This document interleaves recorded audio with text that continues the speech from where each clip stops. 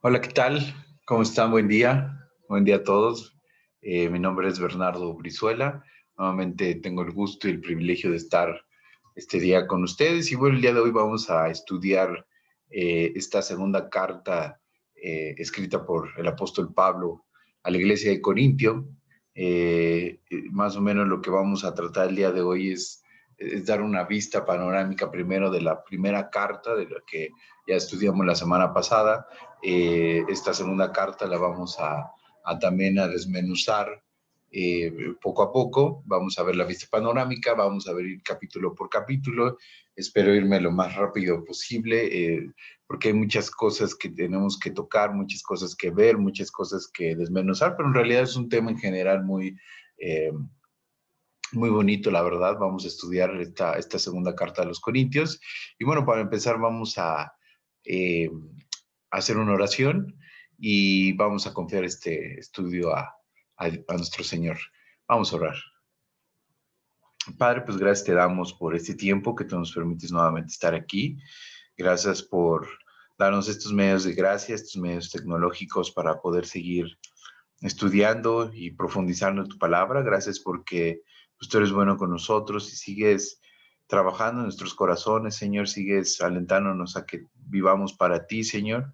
Y gracias, Padre, por esta segunda carta escrita por tu apóstol Pablo, Señor, para que podamos entender todas las riquezas y las profundidades de tu palabra. Gracias, Padre, te damos por todo esto, te amamos. Mi Padre, pues todo esto te lo queremos pedir y agradecer. En el maravilloso y precioso nombre de tu Hijo Jesús, nuestro Señor. Amén. Pues muy bien, vamos a empezar. Les voy a compartir mi pantalla. Pues bueno, esta segunda carta de Corintios, como les decía, pues bueno, viene ligada mucho a la primera carta, evidentemente, aunque esta no es la segunda carta como tal. Ahorita lo vamos a ver, vamos a estudiarlo un poquito más a profundidad. No es la segunda carta, hubieron bastantes cartas. Esto es una iglesia la cual fundó desde sus inicios el propio apóstol Pablo, y esta es una carta que nos va a descubrir muchas cosas acerca de la personalidad de nuestro querido Pablo, ¿no? Primero vamos a ver, ay, no se mueve esto. Ok, primero vamos a ver rápidamente la vista panorámica de la primera carta a los Corintios. No lo vamos a estudiar porque ya lo estudiamos la vez pasada, perdón, la semana pasada. Y bueno, vamos a dar un vistazo general para poder adentrarnos en esta segunda carta, ¿no? Corintio es una ciudad griega, que fue fundada, la iglesia como tal, por el apóstol Pablo, como les comentaba. Es una iglesia multicultural, una iglesia en la cual había personas de muchas, eh, tanto religiones como nacionalidades, como creencias, como doctrinas. ¿Por qué? Pues porque en ese momento Grecia era una ciudad muy importante, en muchas cuestiones, en la cuestión militar, en la cuestión deportiva, en la cuestión sobre todo filosófica. Y bueno, pues ahí se juntaban muchas nacionalidades, y por eso agarró este mix, digamos, la iglesia de contexto multicultural, ¿no? Pero también la iglesia, por toda esta serie de creencias y por toda esta eh, doctrinas, digamos, de diferentes partes del mundo, pues bueno, estaba también llena de pecados, estaba llena de corrupción moral y estaba llena de inmoralidad sexual. ¿Por qué? Pues porque básicamente no entendieron bien estos cuates los principios básicos del cristianismo que el apóstol Pablo durante 18 meses les enseñó, y durante ciertos viajes posteriores a eso también les había enseñado, ¿no? Pero muchos de ellos evidentemente no lo hicieron, y bueno, cayeron en todo este tipo de pecados, ¿no? Era una iglesia dividida. ¿Por qué? Porque había mucha gente que llegó, falsos profetas, falsos maestros, como el propio Pablo los define como superapóstoles, que lo único que querían era sacar, digamos, este liderazgo de Pablo de la iglesia. Y bueno, por eso empezaron las divisiones, ¿no? Porque empezaron ahora sí que echarle carrilla a las enseñanzas de Pablo, que son enseñanzas dadas por el Espíritu Santo, por gracia.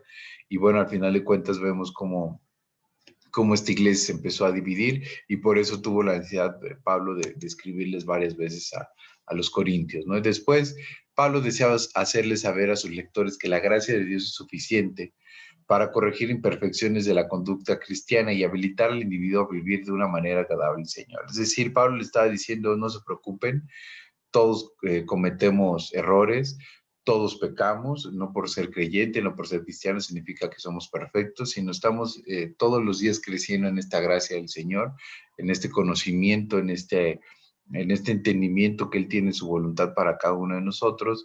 Y por eso Pablo les manda esta carta diciéndoles, no se preocupen, yo no tengo nada contra ustedes, pero necesitan, por supuesto, arrepentirse y cambiar su forma de actuar, ¿no? Y también da instrucciones precisas de cómo tratarse unos a otros, cómo conducirse y cómo alejarse de las cosas que no les edifican, ¿no? En sí, entonces, básicamente es el resumen muy en general de lo que es esta primera carta de Pablo a los Corintios. Y bueno, pasamos con esto ahora sí de lleno a esta segunda carta de Pablo a los Corintios, en la cual, como te comentaba al principio, pues no es la segunda carta que Pablo les escribe. Hay varios versículos en esta propia carta hay una carta que les llama la carta dolosa, en los cuales habla muy fuertemente acerca de todos los pecados que estaban cometiendo y las malas decisiones que empezaron a tomar toda esta iglesia, ¿no?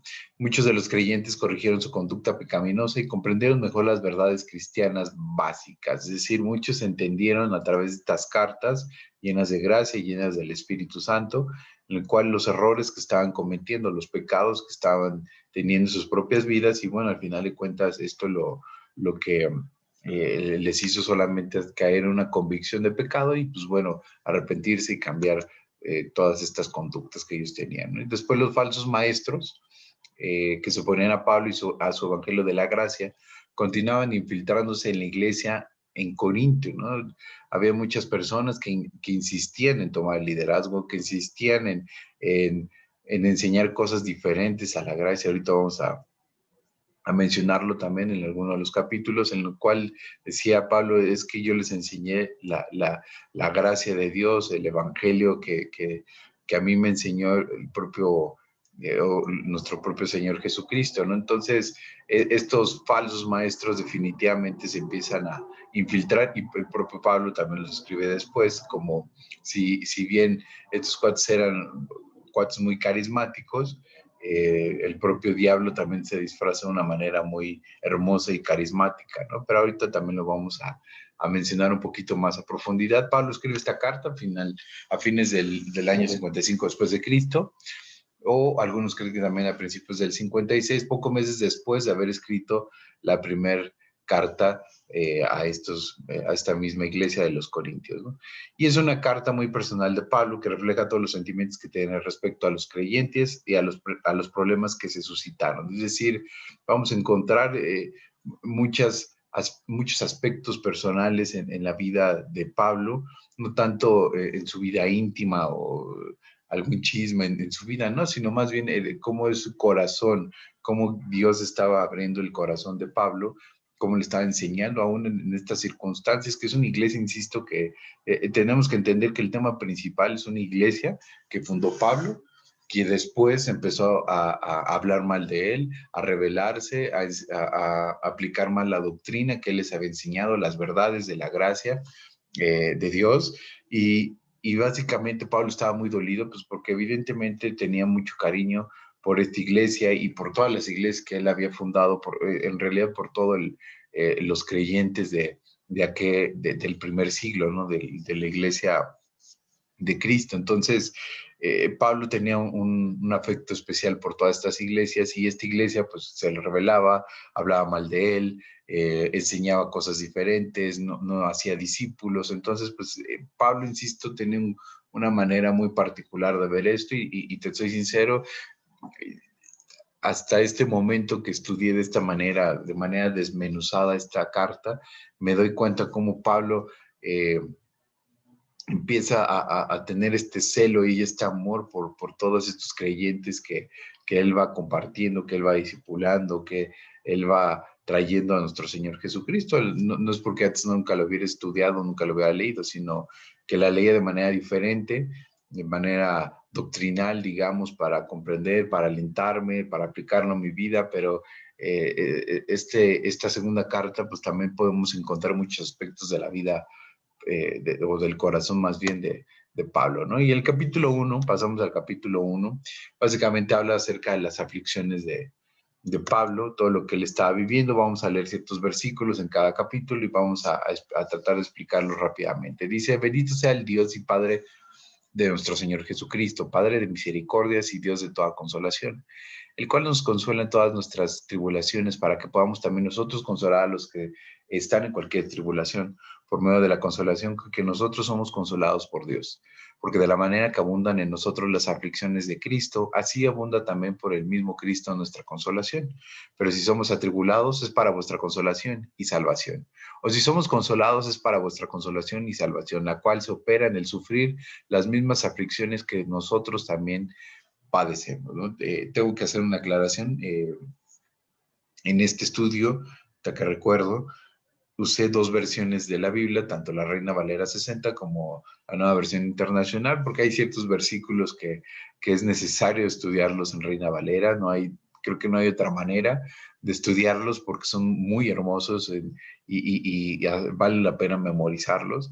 Y hay otros que vale la pena mencionarlos en un lenguaje un poco más actual, que es la versión bueno, más bien la nueva versión internacional, por eso decidí tomar estas dos versiones, ¿no? Pero bueno, en este primer capítulo Pablo le está hablando a los corintios acerca de todas estas aflicciones que tanto él como la iglesia están padeciendo, ¿no? A nivel personal, Pablo pues sufrió mucho, sufrió tribulaciones, sufrió hambre, sufrió muchísimas cosas, ¿no? Pero todo por el evangelio, todo por predicar y todo por llevar esta palabra que le fue encomendada a los incrédulos, ¿no? A los gentiles, como le llama la Biblia, para que conociéramos a nuestro Señor Jesucristo. Y tú y yo somos parte de ese ministerio a lo largo de toda la historia que venimos al conocimiento de nuestro Señor Jesucristo. ¿Por qué? Pues porque en algún momento de nuestra vida, de nuestra genealogía, pues bueno, todos procedemos de aquellas tierras, ¿no? Y bueno, parte de este trabajo misionero que ha hecho Pablo, que hizo Pablo, nosotros somos parte de él. Entonces necesitamos entender que Pablo tenía este ministerio tan especial que era predicar el evangelio a los gentiles, ¿no? Que aunque también lo predicaba a los judíos eran los primeros que rechazaban y bueno, también había ciertos judíos convertidos en ciertas ciudades, por ejemplo en Roma, ¿no? Que también ya habíamos estudiado el libro de los romanos, pero básicamente Pablo nos está diciendo aquí a los corintios que cada vez que nosotros tenemos una prueba, un problema, como le quiero llamar, algunos le llaman una bendición disfrazada, ¿no?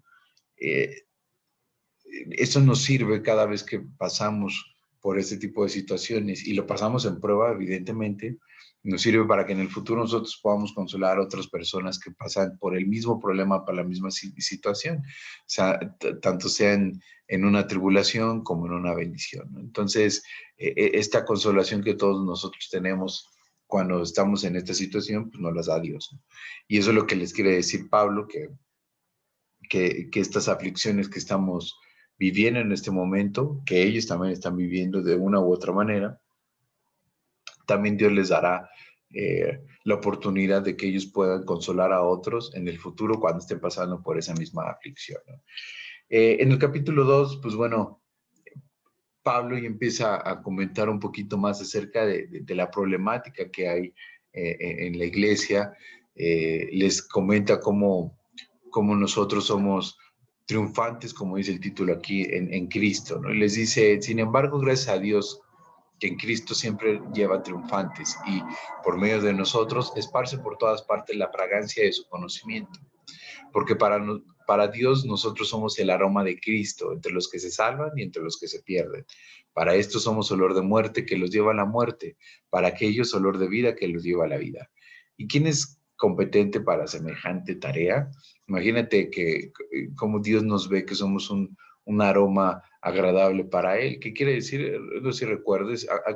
Acuérdate que muchas veces Pablo va a utilizar muchas referencias del Antiguo Testamento. ¿Por qué? Porque era el cuate era un erudito totalmente del Antiguo Testamento, de la Tanaj judía, eh, en la cual pues él se la sabía, se la memorizaba, ¿no?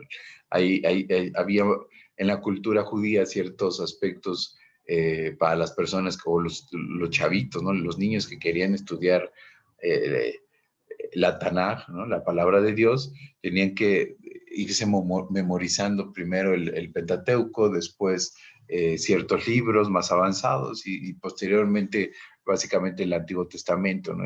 Con esto se hacían discípulos de su maestro, ¿no? De la persona que los agarraba como sus discípulos literalmente.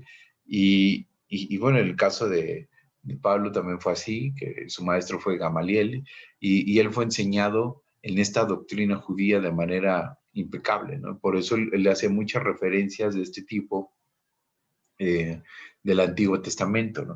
Entonces, ¿por qué se dice que somos aroma agradable para Él? Porque acuérdate que las ofrendas, las dádivas, eh, todos estos inciensos que se quemaban o cuando se sacrificaba algún animal, se quemaba, todo esto era un aroma agradable para Dios.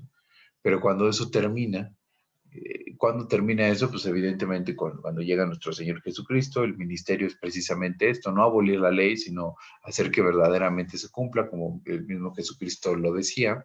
Eh, Sin embargo, él fue el aroma agradable para él, para Dios, no para Dios Padre. Fue el Cordero que quitó el pecado del mundo, que venció a la muerte en la cruz y que resucitó el tercer día. Entonces, este aroma agradable para él nos, eh, nos da esta extensión, digamos, de este aroma, porque a través de su Espíritu Santo nosotros podemos tener esta misma calidad, esta misma cualidad que tiene que tuvo nuestro Señor Jesucristo y que todavía lo conserva. Entonces nosotros somos este aroma de Cristo, ¿no? Por eso dice Pablo esto, ¿no? Que, que este olor que nosotros emanamos es un olor de fragancia, un olor agradable para Dios. Por eso les dice a los corintios, somos triunfantes en Cristo, ¿no? Posteriormente viene este capítulo 3, en donde curiosamente empieza también a profundizar un poco más en el tema eh, del cuestionamiento que le hacían directamente a él, no solamente los líderes, los supuestos líderes que se empezaron a inmiscuir y entrometer de mala manera en esta iglesia, que él fundó, por cierto, y que él discipuló a los líderes o a los encargados de esta iglesia, que él hizo crecer gracias ahora sí que a la gracia de Dios. Y curiosamente en esta carta, pues te das cuenta cómo o los creyentes de ahí les empiezan a pedir, a ver, pues sí, tú eres Pablo, pero pues tú quién eres, ¿no? Tú viniste y pues sí, nos enseñaste unas cosas, pero acá nos están enseñando otras cosas mucho más bonitas. Acá nos están diciendo que podemos hacer lo que se nos pegue la gana, acá nos dicen esto, acá que podemos hacer nuestra voluntad y si queremos lo hacemos y no importa lo que me diga Dios. Entonces, eh, ese tipo de situaciones le hicieron cuestionar a Pablo porque cuál era el currículum, digamos, que él tenía, ¿no? Entonces, les responde de una manera impresionante. Dice, ¿acaso comenzamos otra vez a recomendarnos a nosotros mismos? ¿O acaso tenemos que presentarles o pedirles a ustedes cartas de recomendación, como hacen algunos? Es decir, y aquí le están precisamente refutando, ¿no? O sea, ustedes me están pidiendo a mí y algunos que les están diciendo, pues yo soy tal y yo soy Chuchito Pérez y mira, soy Juan Camané y lo que tú quieras y por eso debo ser yo el líder de esta iglesia y no Pablo, ¿no?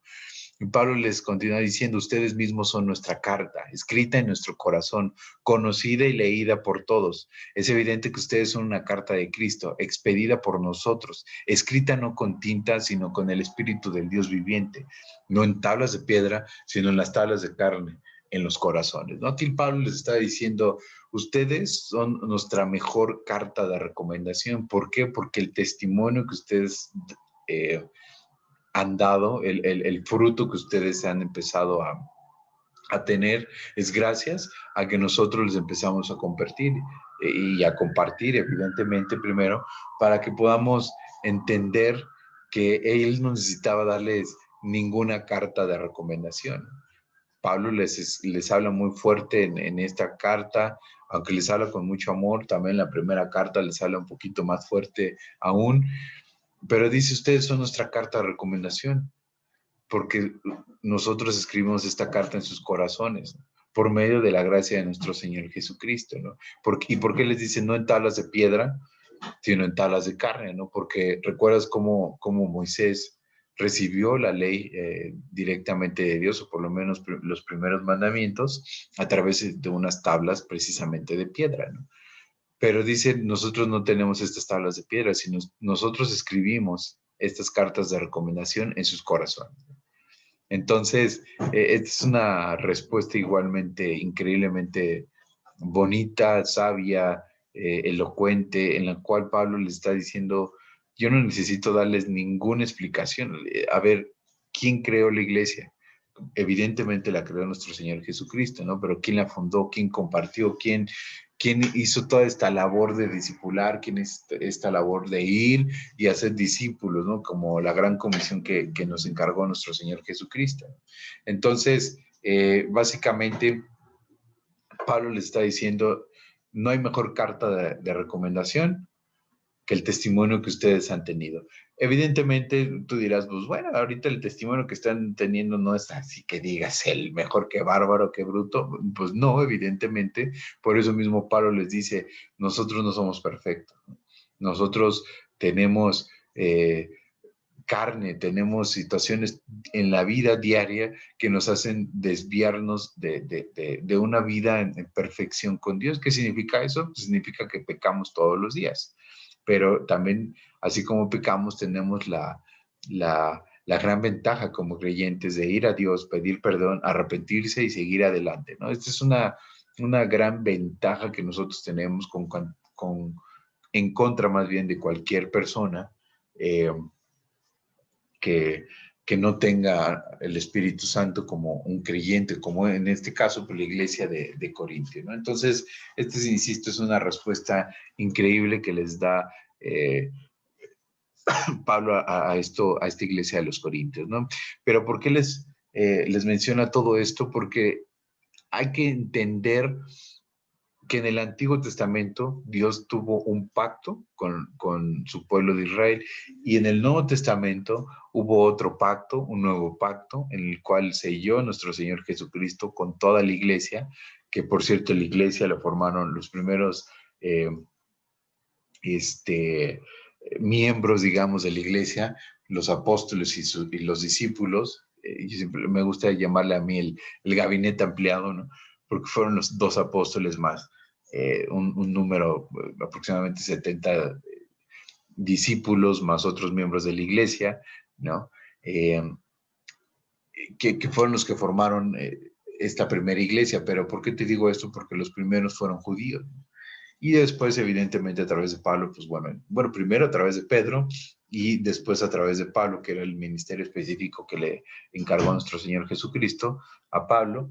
Pero quiero decirte que estos pactos no son para nada más el Antiguo Testamento para los judíos.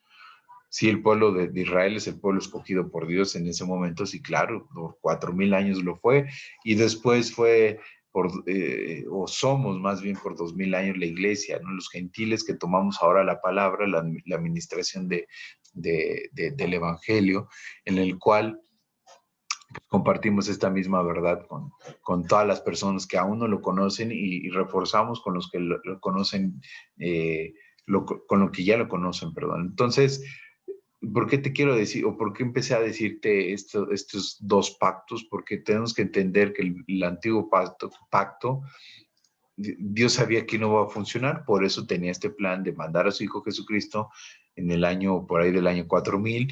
¿Para qué? Pues para que se realizara un nuevo pacto, y ahora no solamente con Israel, sino con toda la humanidad. Entonces, es importante entender estos dos pactos, ¿no? Y aquí Pablo les explica mucho más a detalle el significado de estos dos pactos, ¿no? Pablo les dice, no hacemos como Moisés, que se ponía un velo sobre el rostro para que los israelitas no vieran el fin del esplendor que se iba extinguiendo. Sin embargo, la mente de ellos se embotó. Es algo que siempre me ha llamado mucho la atención, ¿no? Se embotó. Aquí de quién están hablando, está hablando de los judíos, está hablando de las personas eh, que recibieron el pacto de Dios a través de Moisés, es decir, el pueblo de Israel. De modo que hasta el día de hoy tienen puesto el mismo velo al leer el antiguo pacto. Es decir, imagínate un judío que no reconoce a nuestro Señor Jesucristo. Pablo lo está describiendo aquí. Acuérdate que Pablo también era judío, ¿eh? O sea, y era de los méritos que sabían muchísimo acerca de la palabra de Dios, ¿no? Por lo menos de la Tanaj, insisto, del Antiguo Testamento. Entonces dice que los judíos que estaban o que leen y que estudian el antiguo pacto, es decir, el Antiguo Testamento, ¿no? La Biblia judía, vaya, eh, cuando la leen tienen embotada la mente, ¿no? Porque siguen teniendo este velo, como lo tenía Moisés al estar en la presencia de Dios, ¿no? Evidentemente Moisés era para no deslumbrar, ahora sí que para no charrear a los que lo vieran, pero los describe de la misma manera, ¿no? Como Moisés, que tienen este velo al no entender todo el concepto del nuevo pacto que Dios hizo. Y hay que entender que en ninguna ley se ha quebrantado. Jesucristo, nuestro Señor Jesucristo nunca quebrantó ninguna ley. Nuestro Señor Jesucristo hizo un nuevo pacto más bien con la humanidad a través de su sacrificio, ¿no? Entonces, es algo que ya estaba dispuesto desde la creación. Dios Padre le presenta estos planos, esta, digamos, arquitectura de la creación, de los ángeles, del universo, de la tierra, del hombre, y se lo presentó a su Hijo Jesucristo y le dijo, esto es lo que tenemos que hacer y yo te voy a dar a ti la gloria, te voy a dar la capacidad, el poder para que tú hagas todo esta arquitectura, estos maravillosos planes perfectos, eh, a través de ti. Lo voy a hacer a través de ti, porque acuérdate que el creador del universo no es Dios Padre, sino es Dios Hijo. El arquitecto sí es Dios Padre, el consumador de este proyecto es Dios Hijo, ¿no? Pero es curioso que también Dios Hijo es el consumador de este nuevo pacto a través de su sacrificio en la cruz y a través de su resurrección, perdón, al tercer día. Entonces, Pablo continúa diciéndoles, el velo no les ha sido quitado porque solo se quita en Cristo. Hasta el día de hoy, siempre que leen a Moisés, un velo les cubre el corazón. Pero cada vez que alguien se vuelve el Señor, el velo es quitado. Ahora bien, el Señor es el Espíritu, y donde está el Espíritu del Señor, allí hay libertad.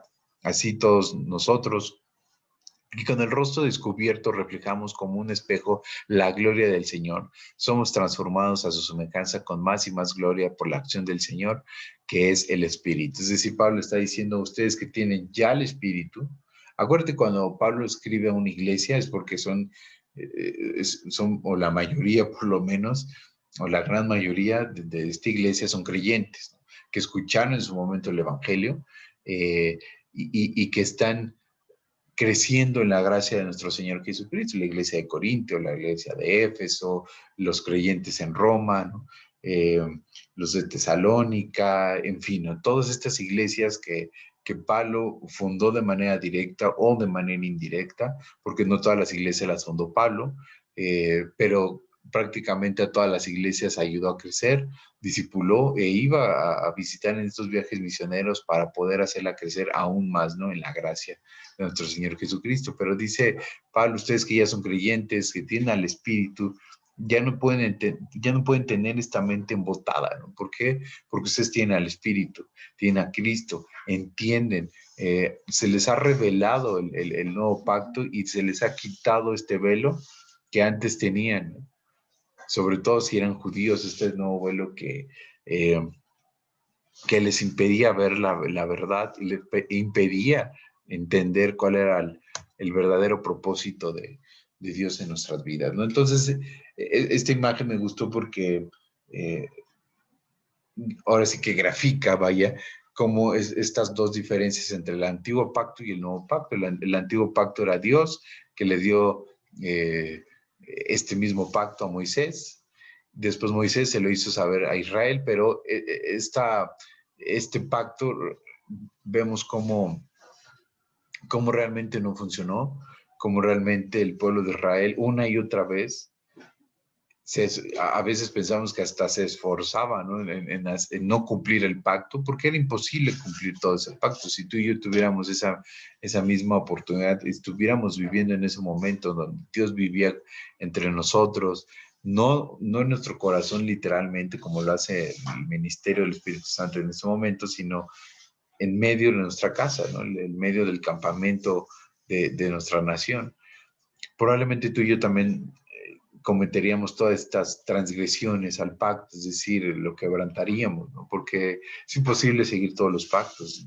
¿Y por qué Dios les envió tantos pactos y si sabía que no los iba a cumplir?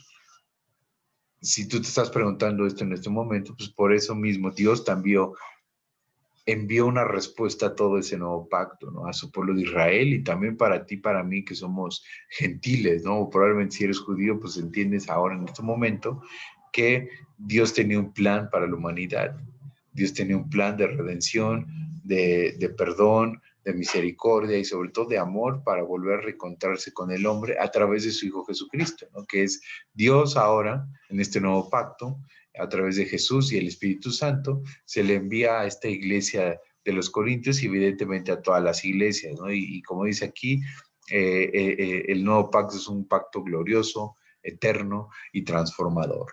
Entonces, esa es digamos, la diferencia entre estos dos pactos, el antiguo y el nuevo pacto que nos enseña el apóstol Pablo a través de nuestro Señor Jesucristo, ¿no?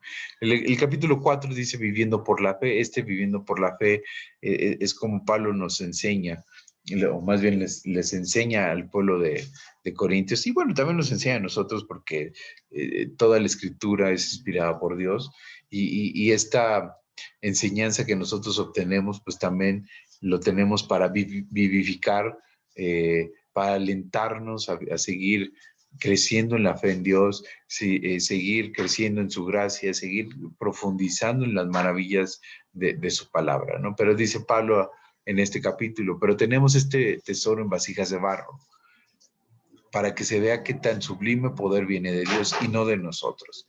Nos vemos atribulados en todo, pero no abatidos, perplejos, pero no desesperados, perseguidos, pero no abandonados, derribados, pero no destruidos. Donde quiera que vamos, siempre llevamos en nuestro cuerpo la muerte de Jesús, para que también su vida se manifieste en nuestro cuerpo.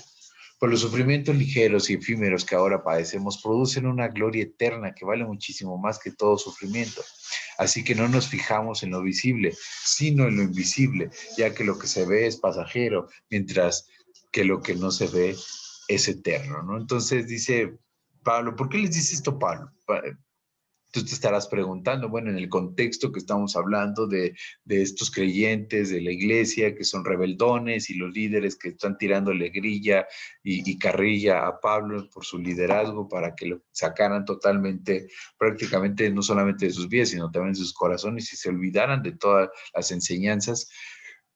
Si lo vemos en este contexto, ¿por qué Pablo les está diciendo esto? Porque le está diciendo, estos cuates que, que se llaman ser los líderes, que se llaman, como más adelante lo vamos a ver, lo vamos a estudiar, como él mismo los define como superapóstoles, ¿no?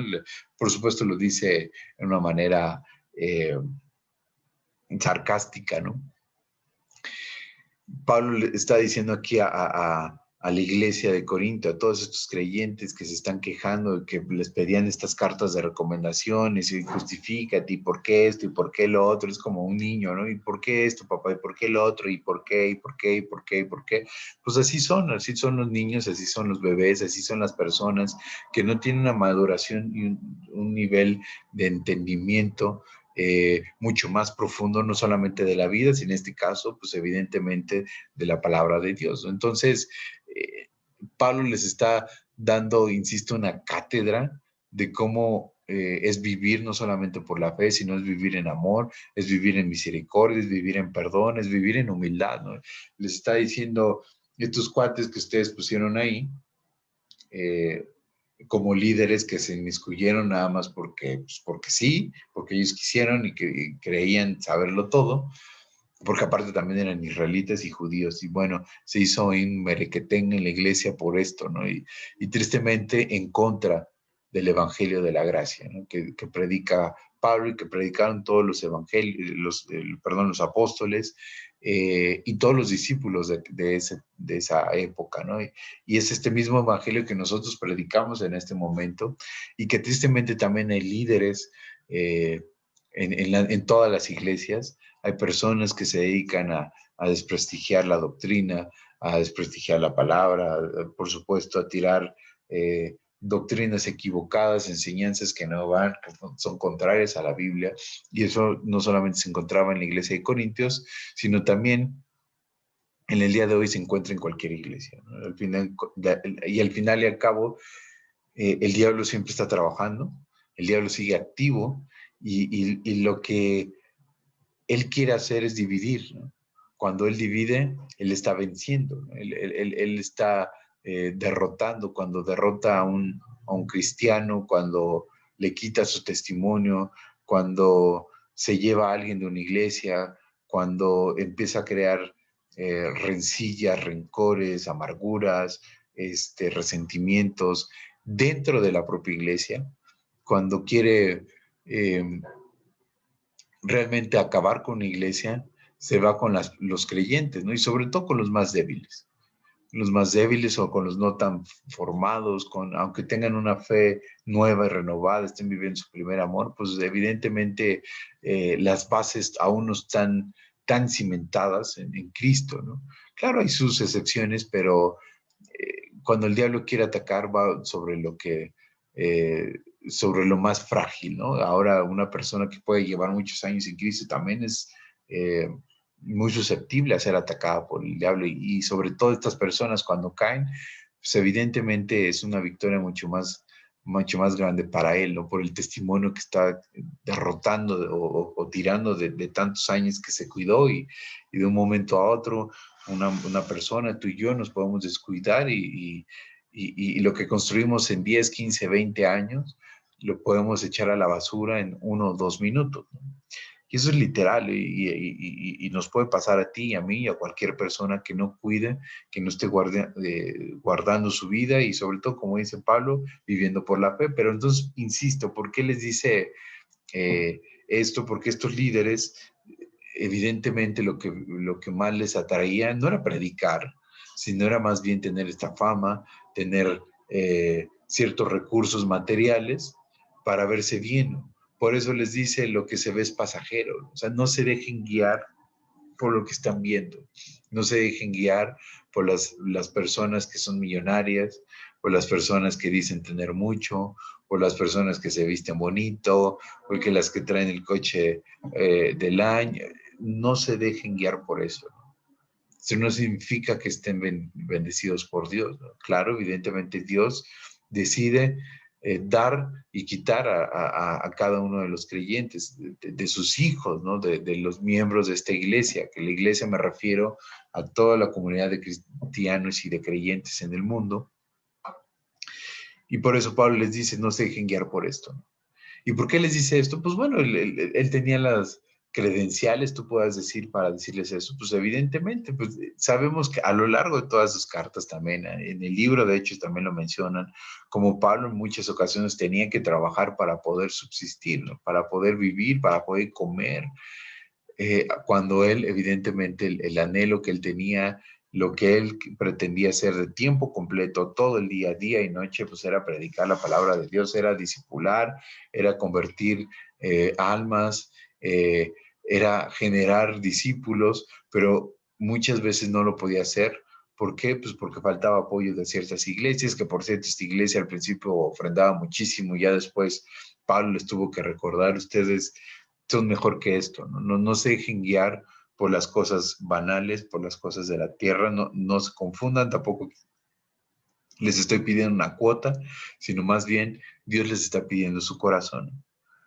Dicen por ahí que cuando Dios controla tu cartera, va a controlar también tu corazón. Entonces, es muy padre cuando Dios nos recuerda este tipo de enseñanzas en la cual pues, tú y yo podemos entender que lo que nosotros debemos vivir, y es el punto de este versículo, por lo que nosotros debemos vivir, anhelar siempre, es por las cosas que no se ven, es decir, por las cosas eternas, ¿no? Después pasamos rápidamente al capítulo 5, que dice el ministerio de la reconciliación. ¿Cuál es este ministerio de la reconciliación? Este versículo lo puse totalmente por separado. ¿Por qué? Porque la verdad que el otro día que recordé que hace ya bastantes días que recordé y vi el calendario del estudio que me tocaba dar este día, pues era esta segunda carta a los Corintios. Y ya después caí en sí porque este versículo de 2 Corintios 5:17 particularmente es mi versículo favorito de la Biblia. De hecho, por ahí luego comparto ciertas imágenes y llevan el hashtag de Hecho Nuevo. Y Hecho Nuevo es por este versículo que en su momento, cuando yo empecé en Cristo, yo lo apropié y bueno, yo le decía a Dios, Dios, si esto es una realidad, yo lo quiero llevar a mi vida y a mi corazón y a todos los aspectos de mi vida que sean una total y profunda realidad. Este versículo, como tú lo ves aquí, dice, de hecho, de modo, perdón, que si alguno está en Cristo, nueva criatura es, las cosas viejas pasaron, he aquí, todas son hechas nuevas. Es decir, todo lo que ya pasó, todo lo que tú hiciste, todo lo que pudiste haber hecho, todo eso se acabó. O sea, todas esas cosas se murieron en la cruz del Calvario en el momento que tú y yo tomamos la decisión de carácter eterno de dejar entrar a vivir a Jesucristo en nuestro corazón.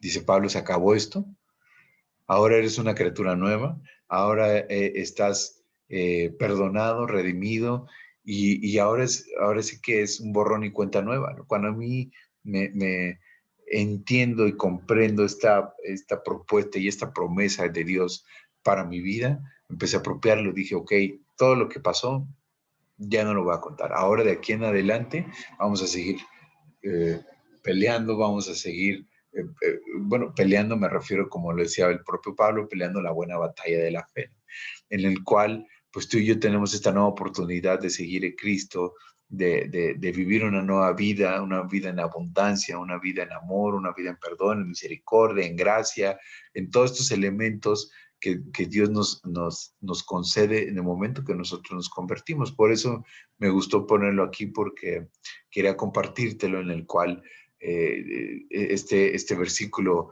la verdad es que es un versículo increíble, que es una promesa no solamente para mí, evidentemente, sino para todos aquellos que se la crean, ¿no? Eso es algo increíble también. Pero este ministerio de la reconciliación no solamente es decir, ok, ya lo que hiciste ya no lo recuerdes, ya Dios te lo perdonó, ahora vamos para adelante, eres una nueva persona, sino va un poquito más allá, ¿no? Pablo se los explica de la siguiente manera, dice, y todo esto proviene de Dios, quien nos reconcilió consigo mismo por Cristo y nos dio el ministerio de la reconciliación, que Dios estaba en Cristo reconciliando consigo el mundo, no tomándoles en cuenta a los hombres sus pecados, y nos encargó a nosotros la palabra de la reconciliación.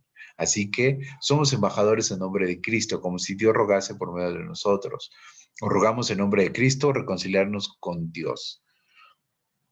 Al que no conoció pecado, por nosotros lo hizo pecado, para que nosotros fuésemos hecho justicia de Dios en él. Entonces dice, nosotros vivimos este ministerio de la reconciliación en el momento que, insisto, entramos, o más bien dejamos entrar a vivir en nuestro corazón a nuestro Señor Jesucristo, porque Dios precisamente es por eso mandó a su Hijo Jesucristo a la cruz, y por eso le consiguió la victoria sobre la muerte, y por eso resucitó al tercer día, porque este acto de amor de Dios para la humanidad era un acto de decir, yo les voy a mandar lo más preciado que tengo, que es mi hijo Jesucristo, bueno, mi hijo pues, el cual a través de él voy a hacer un nuevo pacto y aparte voy a reconciliarme con ustedes.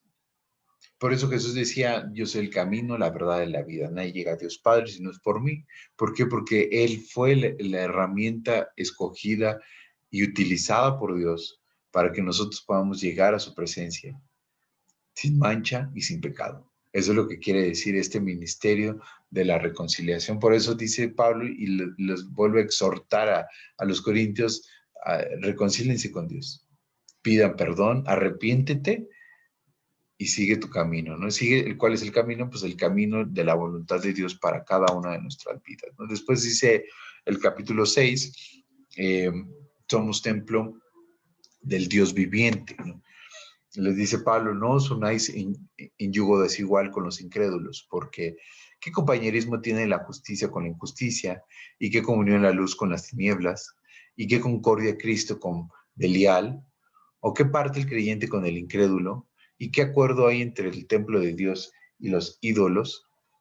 Porque vosotros sois el templo del Dios viviente. Como Dios dijo, habitaré y andaré entre ellos, y seré su Dios, y ellos serán mi pueblo. Dice Pablo a los Corintios, dice, ustedes ya no pueden tener nada que ver con los incrédulos. El yugo desigual es decir, yo soy un creyente y vamos a poner un ejemplo muy claro, muy específico y muy entendible, ¿no? Es decir, yo soy creyente, ya entregué mi vida a Cristo, quiero vivir para Él, estoy creciendo, me gusta esto de la gracia y del perdón porque lo vivo todos los días, pero sabes que no, si tú no estás casado, casada, etcétera, eh, hay que entenderlo de esta manera, pero quiero casarme con el cuate que no cree en Dios, el cuate que no es creyente, el cuate que no tiene al Espíritu Santo. Dios que te dice acerca de esta situación, dice, no os unáis en yugo desigual. Es decir, va a ser una desigualdad total esta relación, no solamente en temas sentimental, sino también en temas laborales, de negocio. Es difícil hacer negocios, tener una relación con un incrédulo, sí, pero evidentemente la tenemos que hacer.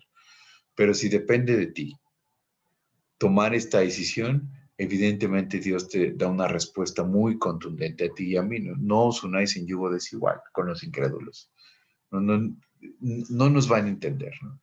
Pablo les aclara también en esta carta a los Corintios que predicar la palabra para muchos es una locura, ¿no? O sea, si tú le platicas a estas situaciones de ciertos versículos que estamos estudiando a un incrédulo, nos van a tachar de locos, ¿no? O sea, y esa es la verdad, y no te sientas mal, no creas que te están ofendiendo, sino que, y si te dicen, oye, que ya se te voló la canica, ahora sí ya, pero estás grueso y ya te terminaron de lavar el cerebro, pues mira, evidentemente va a haber ese tipo de que todo las hemos vivido en algún punto de nuestra vida o en otra, pero quiero comentarte que Dios tiene una respuesta, ¿no? Dice Dios, tú no te puedes unir con una persona que no cree en mí, básicamente, ¿no?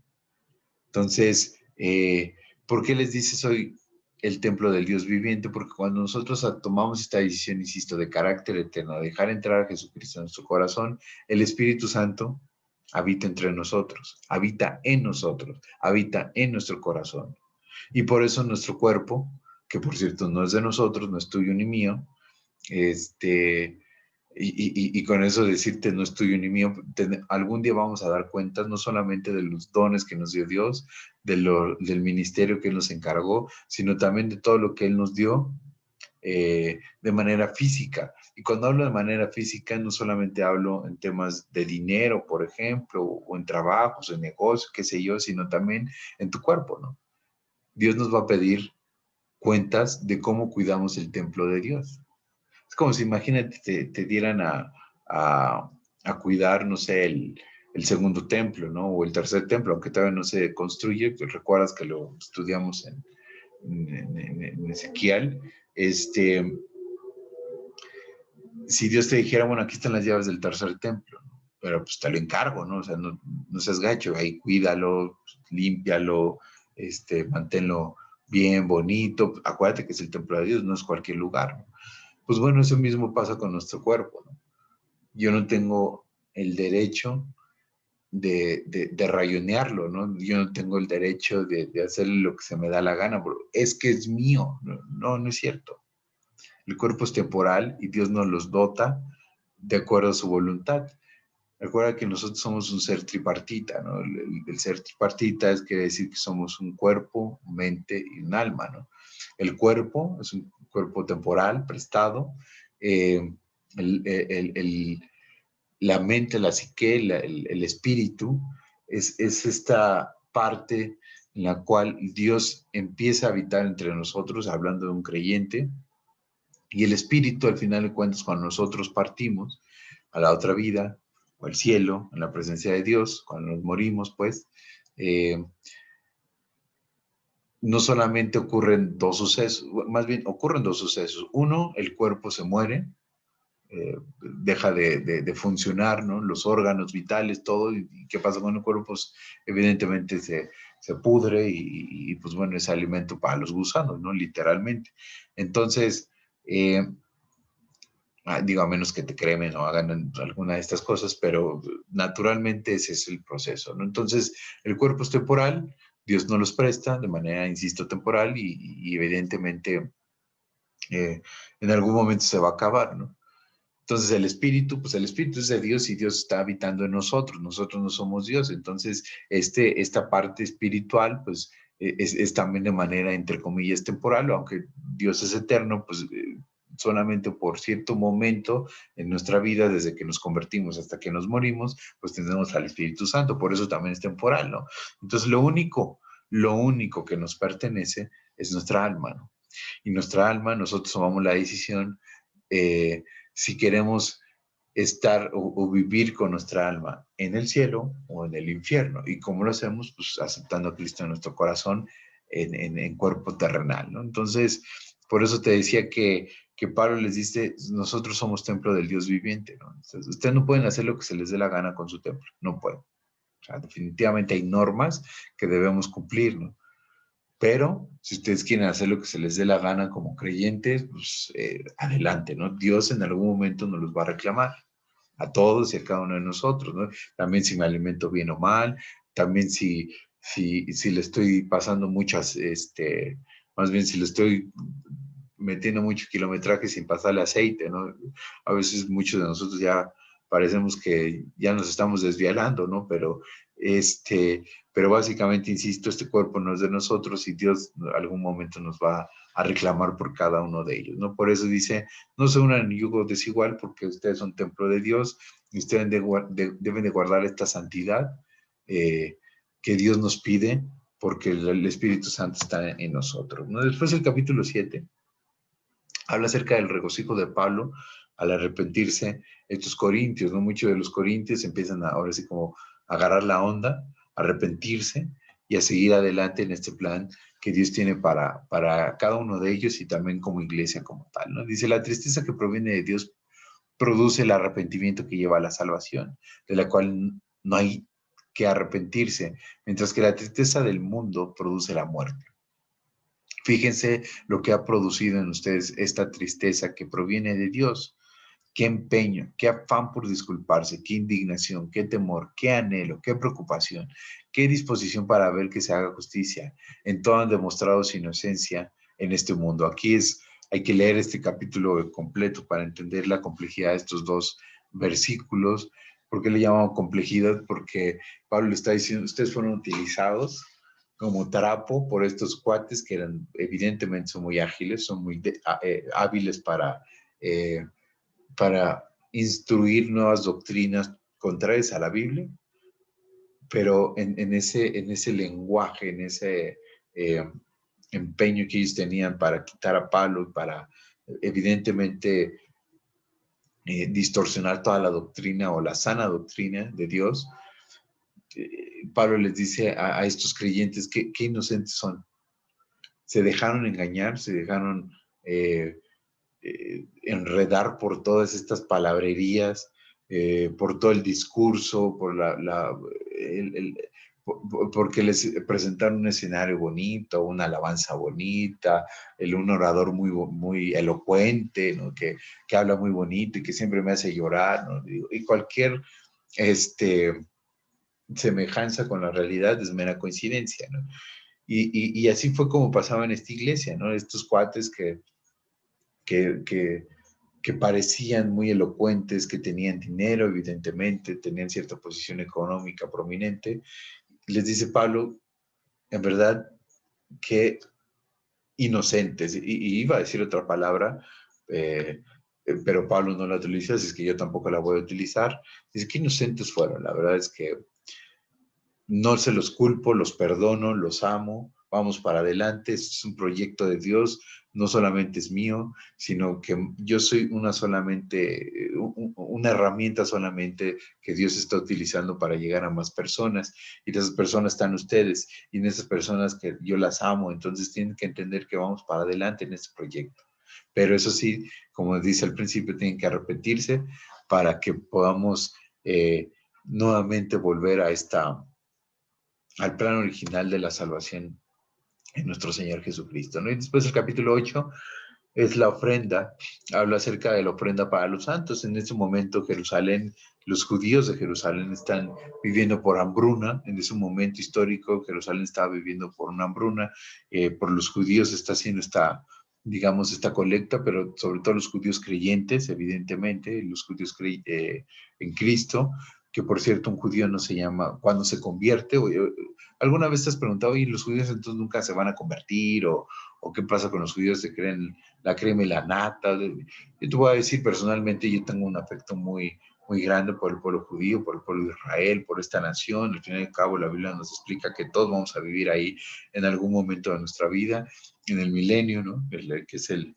momento en el cual nosotros vamos a estar ahí cohabitando con nuestro Señor Jesucristo.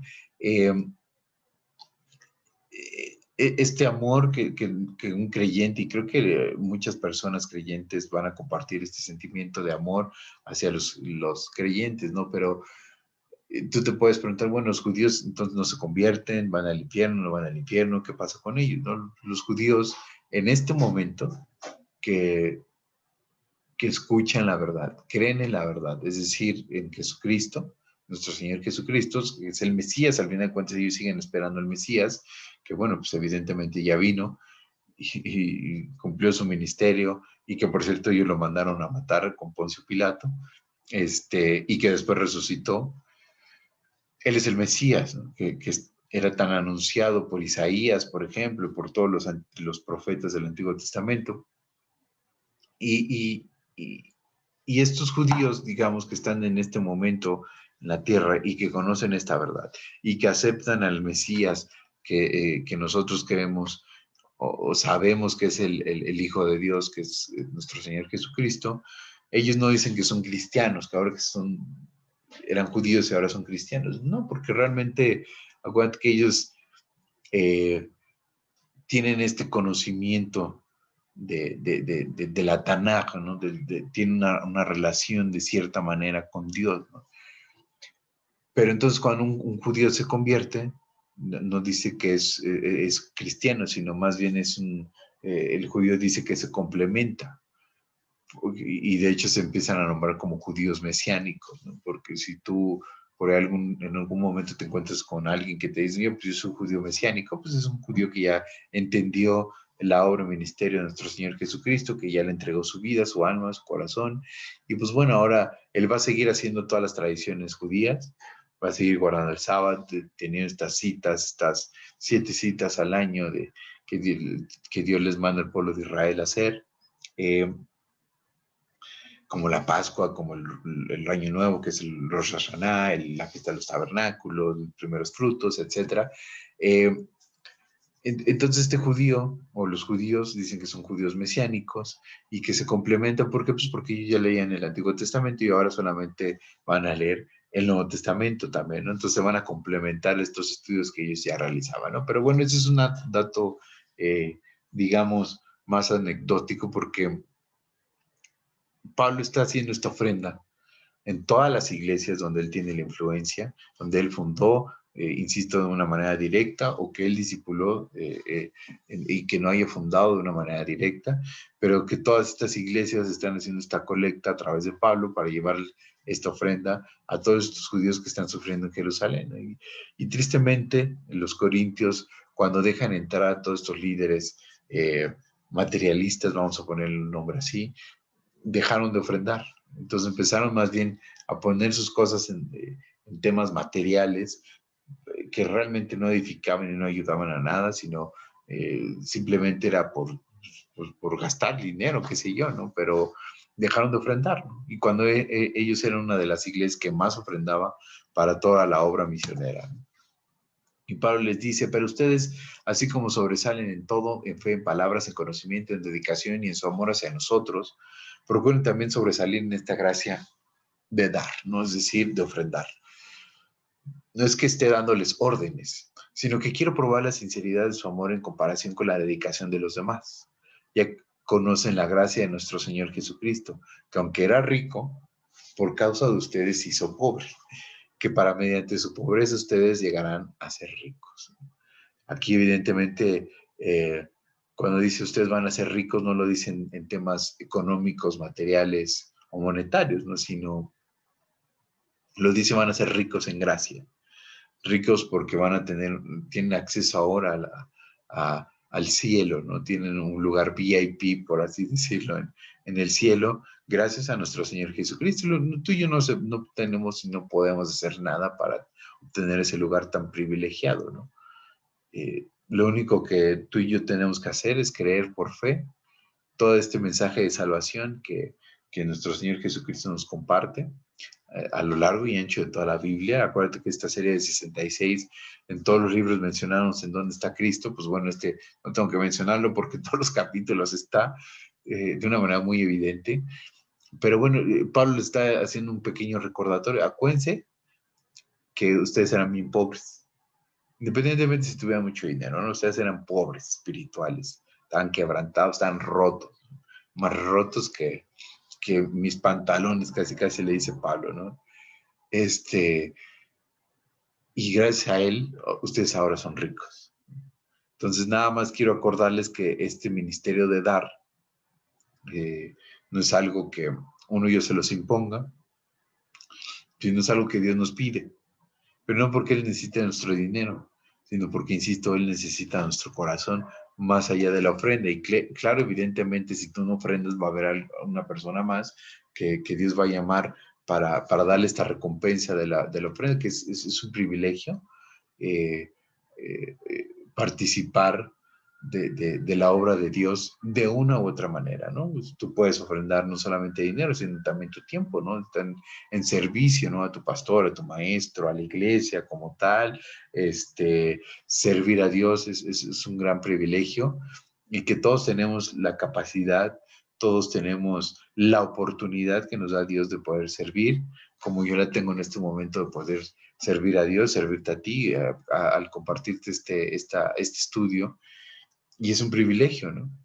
Y a mí nadie me paga, ¿no? Y la verdad yo lo hago con un corazón abierto, con un corazón dispuesto a, a ayudar a otros para que puedan tener y lleguen al conocimiento de nuestro Señor Jesucristo de una manera mucho más profunda, ¿no? Evidentemente nunca lo voy a hacer tan profundo como el poder que puedas llegar a tener cuando tú lees directamente la palabra, ¿no? Pero tú puedes, insisto, también ofrendar tiempo, ofrendar un servicio, ¿no? Ofrendar un trabajo, qué sé yo, que sea utilizado evidentemente para la obra de Dios, ¿no? Entonces, este ministerio nos los da nuestro Señor Jesucristo y nos da la oportunidad de ser partícipes en todas estas riquezas que él en su momento va a recompensar, ¿no? A todos y cada uno de los que participamos en esto. Entonces, por eso dice que la ofrenda para los santos, les dice Pablo a los Corintios, es un ministerio increíblemente importante, ¿no? Y después continúa Pablo diciéndole, recuerden esto, el que siembra escasamente cosechará, y el que siembra en abundancia cosechará. Cada uno debe dar según lo que haya decidido en su corazón, no de mala gana ni por obligación, porque Dios ama al que da con alegría. En la otra versión dice, Dios ama al dador alegre, ¿no? Es decir, si yo voy a dar porque me están obligando y porque dice, pues eso dijo Pablo y dice Corintios y el Bernie Boy también dice que debo ofrendar, pues bueno, ya voy a tener que ofrendar, pues ¿qué hago, no? Y no se trata de eso, de ninguna manera lo hagas de esa forma porque no te va a traer ninguna recompensa y lo único que vas a hacer, sí vas a ayudar tu dinero a la obra de Dios, pues evidentemente, pero para ti no te va a traer ninguna recompensa. Por eso dice Pablo, no, si lo vas a hacer de mala gana, por obligación, porque crees que te están obligando, pues mejor, mano, ni te metas ni lo hagas, quédate con tu dinero y se acabó. Porque Dios es el amo del dinero, es el amo del mundo, es el amo de todo. O sea, Él inventó todo y crees que necesita tus 10 pesos. O sea, por favor. O sea, digo, no lo dice así Pablo, esa es la nueva traducción de Bernardo, pero prácticamente nos lo está diciendo así. Pero acuérdate que Pablo les está hablando con el corazón, con mucho amor, misericordia. Dice, Dios ama al que da con alegría, al dador alegre.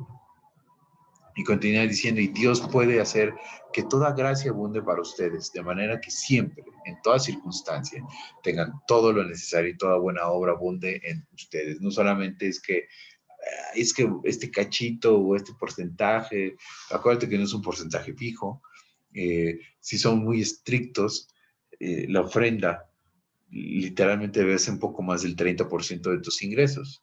¿Por qué? Pues debemos tomar en cuenta no solamente el diezmo, sino también la ofrenda y la dádiva, ¿no? Que pues, en conjunto, si no, pregúntale a un judío, ¿no? En conjunto da un poco más del 30-35% de tus ingresos mensuales, ¿no? Es que no te vayas con la finta que es el 10%. Ahora, empieza con lo que hay en tu corazón, ¿no?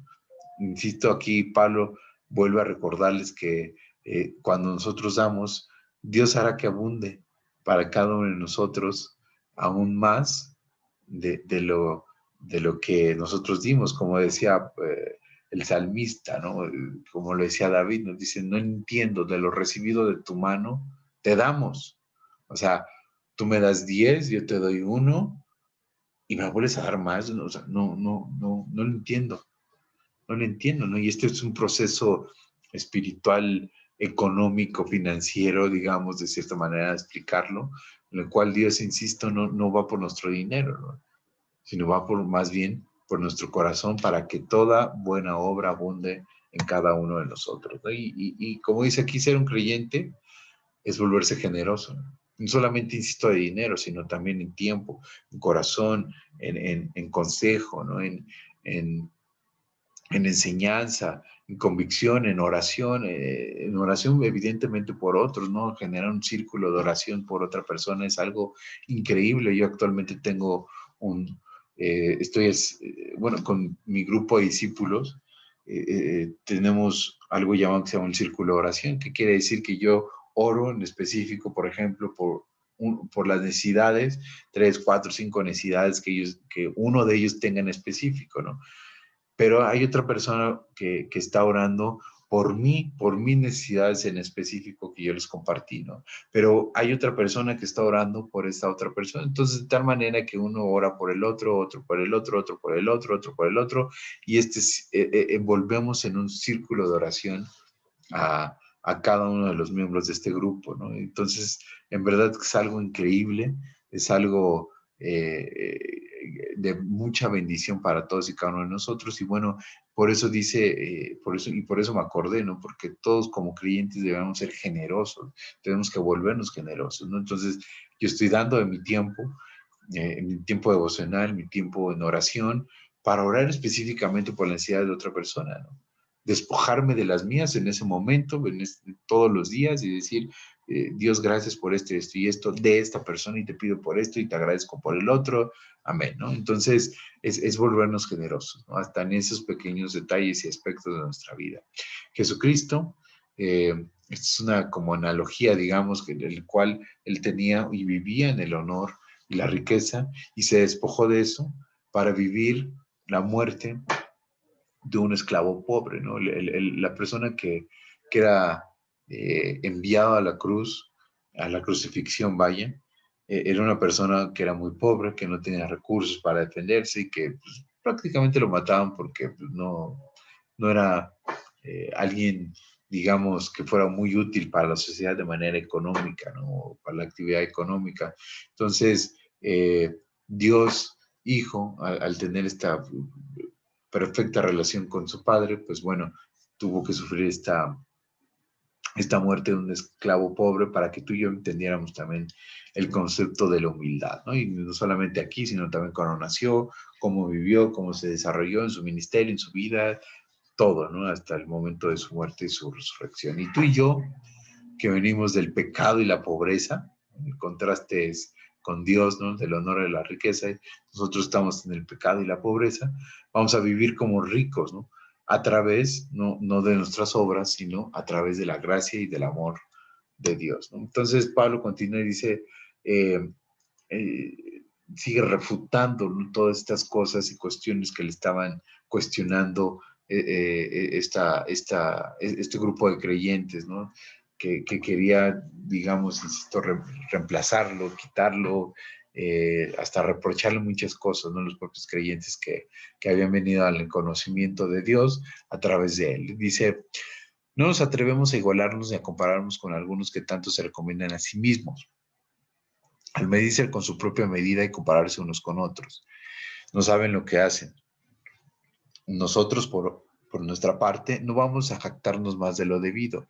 Nos limitaremos al campo que Dios nos ha asignado según su medida, en la cual también ustedes están incluidos. Más bien, el que se quiera enorgullecer, que se enorgullezca en el Señor, porque no es aprobado el que se recomienda a sí mismo, sino aquel a quien recomienda el Señor. Aquí en este momento le está aclarando Pablo a estos creyentes, este grupo de creyentes, estos cuates están recomendando a sí mismos. Yo soy tal, yo soy esto, yo he hecho, yo soy, yo puedo, yo soy, si se puede, vamos México, ya sabes, el orgullo, el esplendor de todo su, eh, y con todo su apogeo, ¿no? Es decir, yo soy, yo puedo, yo sé, y repítetelo a ti mismo y vamos, y sí se puede, ¿no? Ese es el orgullo del hombre, el cual quiere quitarse toda atadura con la voluntad de Dios, ¿no?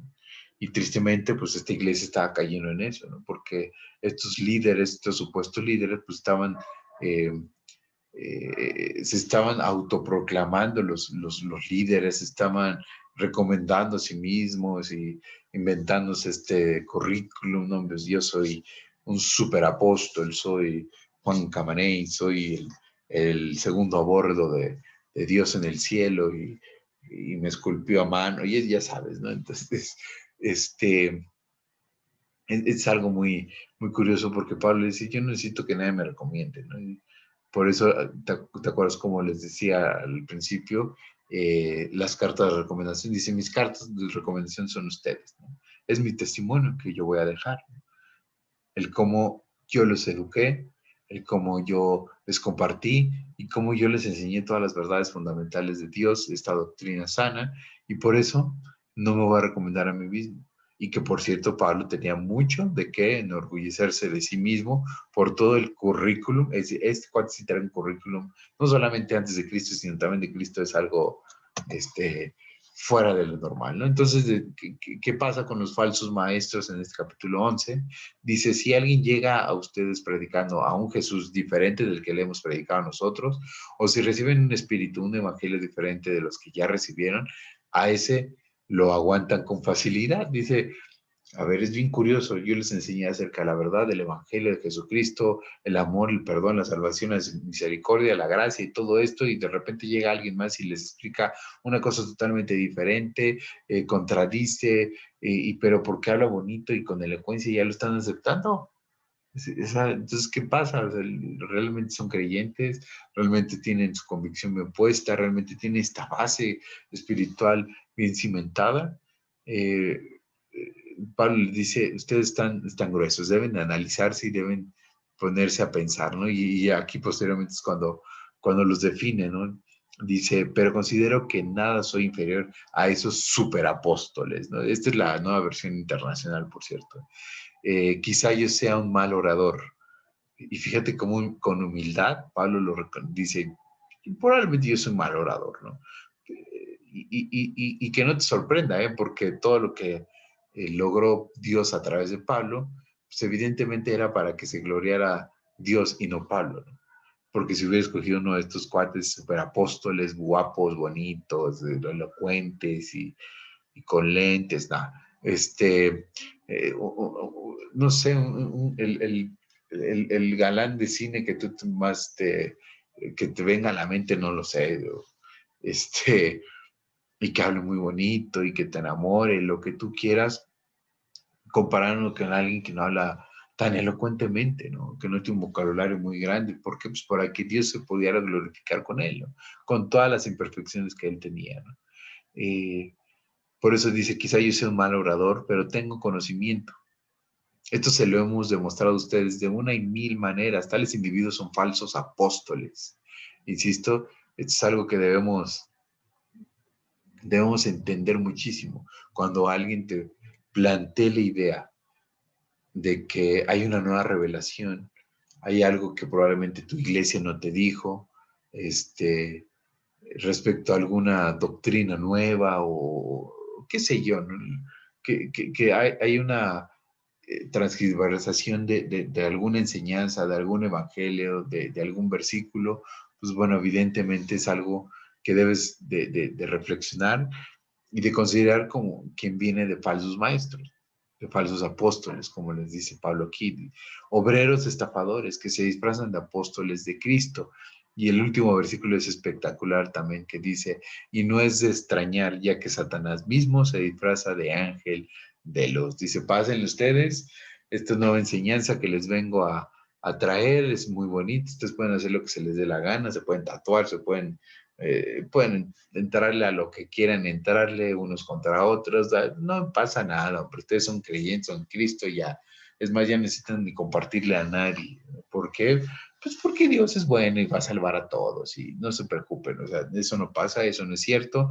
La Biblia nos explica y nos enseña a lo largo y ancho que la salvación es por gracia, no por obras, que necesitamos tomar una decisión, que Dios busca así en su momento adecuado, pero, insisto, eh, todos y cada uno en la humanidad tiene la oportunidad de convertirse y tomar una decisión de vida eterna. No es Dios el que, definitivamente no es Dios el que decide este sí, este no, este sí, este no, porque se contradeciría él mismo y contradeciría muchísimos versículos que hablan acerca de esto, ¿no? Por eso este tipo de nuevas doctrinas innovadoras y que han cautivado muchísimos creyentes en todo el mundo, pues bueno, eh, me acordé por este versículo de Pablo, ¿no? No es de extrañarse, ya que Satanás mismo se disfraza de ángel de luz, ¿no? Ni más ni menos. Y el último, perdón, el penúltimo capítulo, Pablo habla acerca del aguijón de la carne. Pues voy un poquito más rápido por el tiempo, pero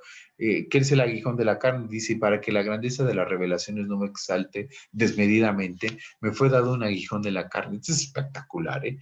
Un mensajero de Satanás que me abofeté para que no me enaltezca de sobremanera. Respecto a lo cual 3 veces he rogado al Señor que lo quite de mí. Y me ha dicho, bástate mi gracia, porque mi poder se perfecciona en la debilidad. Por tanto, de buena gana me gloriaré más bien en mis debilidades, para que repose sobre mí el poder de Cristo. Por lo cual, por amor a Cristo me gozo en las debilidades, en afrentas, en necesidades, en persecuciones, en angustias, porque cuando soy débil, entonces soy fuerte. Este aguijón de la carne es el que todo mundo tenemos, ¿no? Este aguijón de la carne, para que lo entiendas mucho más fácil, es aquellas cosas que sabes que tu naturaleza, que sabes que tu carnota, bueno, que tú y la mía y la de todo mundo, no te creas, es algo casi imposible de hacer. Tú dices, bueno, es que Dios, tú eres el Dios de todo, pero híjole, esto quítame, la verdad que yo sé y soy así, mira, y el otro. No sé, una persona enojona probablemente nunca se le quite el enojón, ¿no? Más bien lo puede llegar a controlar, ¿no? Y llegar a depender totalmente de la gracia. Y probablemente si tú le pidas, oye, Dios, quítame el enojón, ¿no? Eh, porque ya no quiero ser enojón con mi familia, con mis empleados, con mis colaboradores, qué sé yo, ¿no? Mis socios, probablemente te conteste esto, ¿no? Eh, Cuando tú le digas, quítame este aguijón de mi carne, mira, no, o sea, no te lo voy a quitar, ¿no? ¿Por qué? Porque a ti lo único que te tiene que bastar es mi gracia, porque mi poder se perfecciona en la debilidad, ¿no? Entonces, cuando tú estás en estos momentos, lo único que hay que hacer es recurrir a Dios, pedir perdón y seguir adelante, ¿no? Y este procedimiento a ti lo único que va a lograr es hacerte más fuerte, ¿no? Y termina más bien este capítulo 13 de esta segunda carta de los Corintios, una salutación, ¿no?, final, que les dice Pablo a los Corintios: por lo demás, hermanos, tened gozo, perfeccionados, consolados, siendo un mismo sentir y vivir en paz. Y el Dios de paz y de amor estará con vosotros. Saludaos unos a otros con ósculo santo. El ósculo santo, por cierto, es un beso santo, no es un beso que se daban los creyentes de aquella época, ¿no? Identificándose más bien para saludarse de cierta manera, un ósculo santo sin ningún tipo de, de atavío ni nada por el estilo, ¿no? Todos los santos os saludan. La gracia del Señor Jesucristo, el Dios, el amor de Dios, perdón, y la comunión del Espíritu Santo sean con todos vosotros. Amén, ¿no? Y aquí acaba esta segunda carta del apóstol Pablo a los Corintios. Eh, Quiero comentarte algo muy rápidamente, ¿no? Después de esto, aunque Pablo les advirtió muchísimo acerca de esta situación que estaban viviendo, pues bueno, el apóstol Pablo básicamente tuvo o sufrió, bueno, no solamente estos ataques, ¿no?, sino que los ataques también continuaron aún después de que murió Pablo. Evidentemente, pues todas las iglesias tenían que tener un líder, ¿no?, un grupo de ancianos que tenían que tener una estructura, ¿no?, para seguir creciendo y cumplir la voluntad de Dios. Pues bueno, esta iglesia también continuó, y con el consejo de ancianos, con los líderes de la iglesia que se empezaron a hacer de cierta edad, vaya, este, un nuevo grupo de jóvenes líderes quisieron hacer un golpe de Estado, por así decirlo. No lo lograron en un primer intento, el segundo intento lo hicieron, ¿no?, para permitir nuevas ideas, nuevas cosas, nuevas doctrinas, ¿no?, equivocadas, ¿no? Eventualmente, cuando pasó este cambio generacional, que fue un golpe, insisto, de Estado con la iglesia de Corintio, eventualmente la iglesia, cuando pasó por este cambio generacional, con el tiempo, al poco tiempo, la iglesia dejó de existir. Cuando la iglesia quiere vivir en sus propias convicciones, en sus propias ideas, en sus propias, en sus propias fuerzas, el resultado es este, ¿no? Y si te preguntas, bueno, ¿por qué Dios permitió esto? Pues porque, eh, por muchos motivos, ¿no? Pero uno de ellos es porque quiere dejar testimonio de cuando este tipo de situaciones pasan, cuando se deja de poner a Dios en el centro, no solamente de la iglesia, sino de nuestras vidas, el desastre es eminente. Entonces, la iglesia de Corintio tristemente desapareció a los pocos años. Eh, Gracias a este pobre liderazgo de los jóvenes que tomaron el control de la iglesia, el control espiritual de la iglesia, evidentemente no se creó discípulos, no se creó una estructura sólida, ni mucho menos espiritual. Por lo tanto, pues bueno, Dios decidió apartarla del ministerio, ¿no? Bueno, pues Pablo hizo un gran trabajo con la iglesia, discipuló como Dios le enseñó que discipular, y ese es el llamado, ¿no? Que tú y yo discipulemos, que tú y yo compartamos, eh, así como precisamente nos enseñan nuestros maestros, basados en la Biblia, ¿no? No basados en algún conocimiento, en alguna idea o en alguna ocurrencia, sino basados totalmente en la voluntad y en la palabra de Dios, ¿no? Y bueno, esta es una última lámina que quiero dejarte, con esto terminamos, que hablan acerca de las cualidades de un ministro de Dios, y quiero que tú le tomas un pantallazo, los escribas, qué sé yo, lo pongas pausa posteriormente este video, no lo sé, pero son las cualidades que un ministro de Dios debe tener, ¿no? Y tú los vas a encontrar en cada uno de los versículos que aquí los vamos a ver, dentro de esta segunda carta de los Corintios, que un ministro de Dios ama profundamente, un ministro de Dios perdona y consuela a sus ofensores, un ministro de Dios es vida para otros, es carta abierta a todos, ministra en el poder del Espíritu, es un buen administrador de lo que Dios le da, es generoso, es humilde, vive en el poder de Dios, es sincero, tiene fe en Dios, es gozoso, confía en otros, es honrado y es valiente, ¿no? Y por último, vive en el temor de Dios, ¿no? Y todos estos versículos, insisto, los vas a encontrar en esta carta.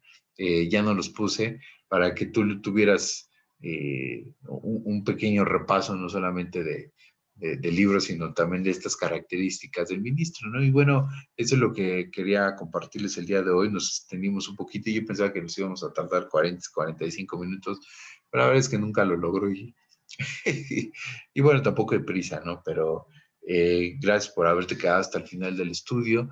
Vamos a orar para darle gracias a Dios por este tiempo, por este estudio, por esta carta, por la vida de Pablo, por la vida de nuestra iglesia, nuestros pastores, de nuestros maestros que nos enseñan esta sana doctrina y pedir pues, también para que Dios continúe enseñando esta sana doctrina en nuestra iglesia, en nuestras vidas, en nuestros corazones y que así mismo nosotros también lo podamos traspasar en su momento, ¿ok?